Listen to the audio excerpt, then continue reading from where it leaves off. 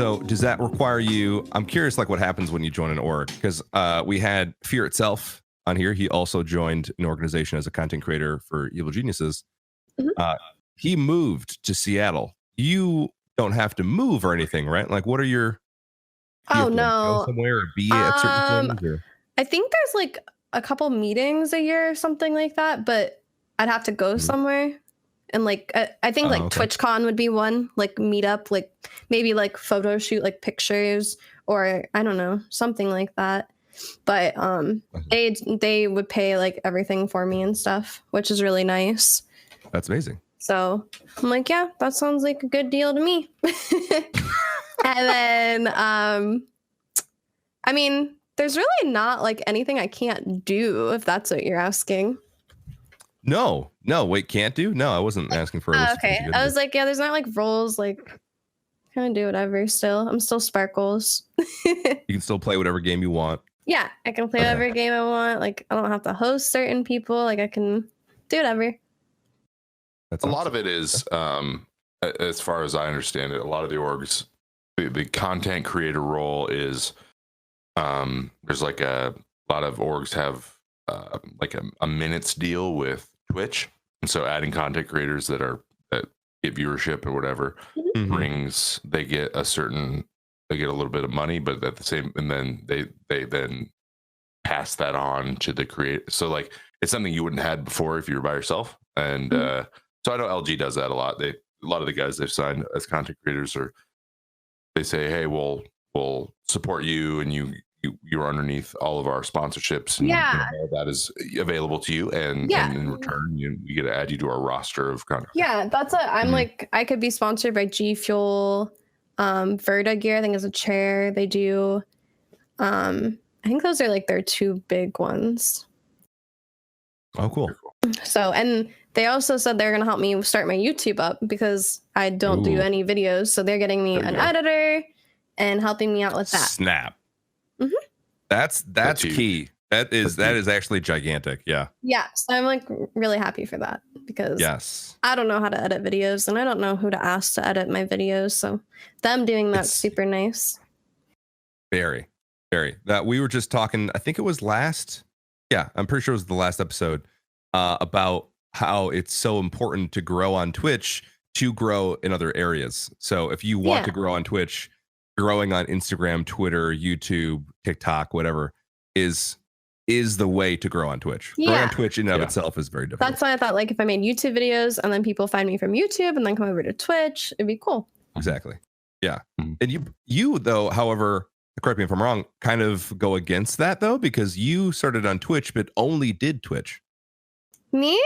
Right? Yeah. Or did you have another platform that you kind of brought an audience over from? No, I just started on Twitch. Like, that I feel like is rare. I didn't have anything. Like I started. I'd say that's pretty rare. Yeah. I just started from the bottom. There you go. And now I'm here. Now you're here. Well, Sivers is the same, right? Same way. Sivers is the same. I guess she is the same. Yeah. She also now TikTok's just bringing them over, dude. TikTok fiend. It's insane. You love it. Yeah. I mean, I used to only stream Dead by Daylight, which is a very different game than Fortnite. Game yeah, I used to stream Dead by Daylight all the time. No way. Wait, is that the? I can't remember. Is that the free running one or is that the? It's like where you have 4 survivors and then a killer. Oh, that's right. That's right. Yes. Yes. So, they're fixing machines and such. Yeah. So I used to stream that to like 10 people, and then I switched over to Fortnite, and then I met like Alexia then and Sivers and. How'd you meet them? Literally just watching their streams. That's all I used to do. Wow. I used to watch everyone's streams. Wow. Just watching other people. But okay, so Alexia has at this point she has several thousand viewers. How did you meet her though? Literally just through Twitch. Vocal in the chat, just like talking, and she was like, "Hey, Sparkles," and then you're like, "Hey, Alexia," and then she was like, I mean, like I said hi to her and stuff all the time in chat, but like, I think I was subbed to her like maybe like 14 months before we ever played anything. And then, I don't know, because then I also played with Valk a few times too, and she hosted me a couple times, which helped out a lot. Wow. But yeah. That's So I'm amazing. seeing a theme here. That's like a what's the theme? Well, it's the next part of this section. Paul. Oh, all right. Well, okay. I'm amazed. I feel like just all the things that Sparkles is saying is literally shattering my ideas of how to become successful on Twitch. Like when people come in, they're like, "Hey, Paul, I've been watching you for 10 months. Can we play?" And I stream also too. And I'm like, I don't know, man. Like, I honestly don't know why Alexia gave me a chance to play with me. I don't know. I mean, our communities are pretty similar, and I know a lot of people in her chat, and she knows like people in my chat. So, and a lot of people were like, "Yeah, Sparkles is decent at Fortnite. Like, you could play with her." And yeah, girls support girls, you know. They do. Is that, were you guys like both streaming one day, and they were you guys? One of you was looking for someone to play with, and I think so, yeah. And that's how like me and a Sever started playing too. We also have common like mods too. So like one of her mods was like, "You should play with Sparkles," and she's like, "Oh, yeah, we can try." That's actually a big one. I just realized how much I listen to my mods too. Like if they want me to, you know, everyone else goes, "Hey, play with whatever," and if they're not a mod, you're like, "Shut up." But if it's your mod, you're like, "Your mod, you listen." Yeah. Yeah, if it's a mod, you listen. Yeah, because you know they have your best interests at heart. Well, in that same kind of arena of girls helping girls, you are a woman, female streamer. Yes. With that kind of, I was going to say responsibility. It's not like not a responsibility. I don't know why. Again, not the right word, but yeah, continue. Yeah, exactly. Do you feel pressure to conform to a certain type of mold as a female streamer? What do you mean? As far as like, do you feel like you have to do certain things to be taken seriously or to get views? Do you feel pressure to I mean, guys feel it too, just in different ways. I mean, I get comments sometimes like, "Oh, people only watch you because you're a girl," like that kind of thing, and I'm like, that's not true. Or people would be like, "You're not good at Fortnite. It's only because you're a girl playing Fortnite," and I'm like, I'm not like a bot at Fortnite. Like I'm decent at Fortnite. Yeah. Like maybe if you'd watch me, you would understand. Yeah, but I'm a god, and that's why people watch me. But I know I get comments. Sometimes I just mess around back with them, and I'm like, "Oh, I'm actually in my kitchen. It's a green screen behind me. What do you mean?" You know, like I don't care. Wait, people hit you with the kitchen comment? Yeah, like why aren't you in your kitchen? I'm like, I am in my kitchen. I just have a green screen. Amazing. Boom. Yeah. So that's really good. I like that. That pressure is like you just kind of clap back. Yeah, I don't care. I honestly don't let like people like that bother me, because if that bothers you, then you're not able to stream. If you let every little comment bother you. Yeah, absolutely.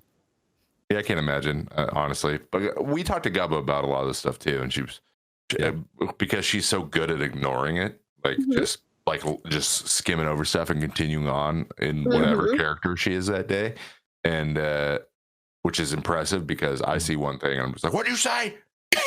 Oh yeah. You know, like that kind of thing. I got a guy. What did he say to me? He goes, "Wow, you're so trash, and you're literally just a clout." Something about like, you know, you just farm clout off the big guys. And I just said, "I'm a what? I'm a professional athlete. What are you talking about?" Like, you know, I want to be like, before all your heroes were cool, I was cool. So get out of here.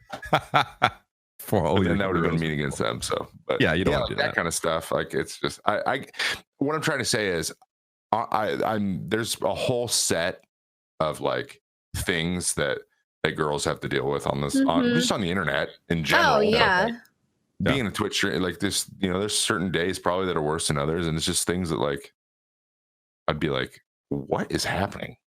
Right? I wouldn't even know what to do. So. We get different comments from you guys, that's for sure.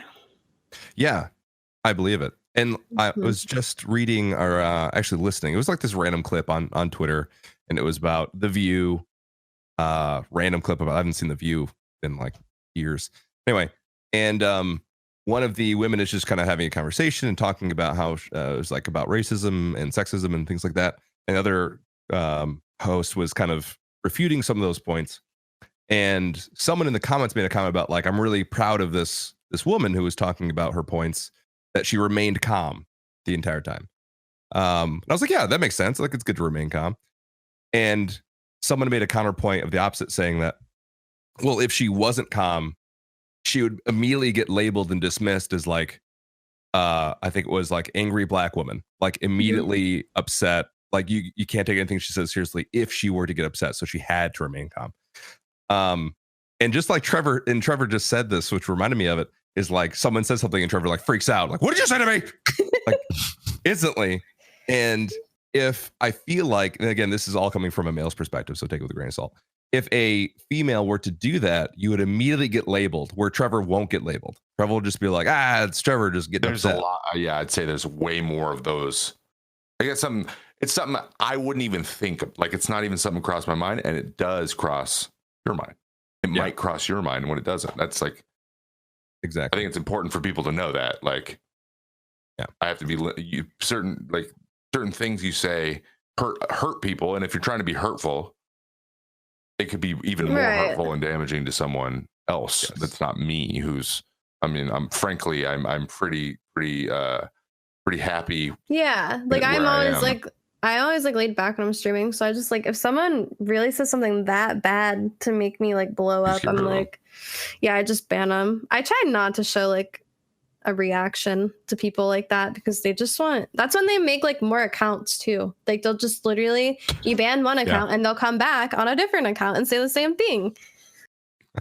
So it's just like, unfortunately, a really bad thing to do, and I do it all the time, is I hardcore roast them and then ban them before they can say back, because then they can't move on, and it's just account after account after account. But that's on me, you know. I hardcore roast them and then. But like I crushed someone the other day. I crushed them, and then I just got rid of them. And then they were DMing people they saw in the chat. Oh yeah, I remember you telling us. Oh my gosh. Yeah, which is just ridiculous. And he turned out to be like 11-year-old kid that's probably not destined for just very angry, very much happiness. Yeah, it's unfortunate. Just wanted attention. Yeah, well, that is the world we live in.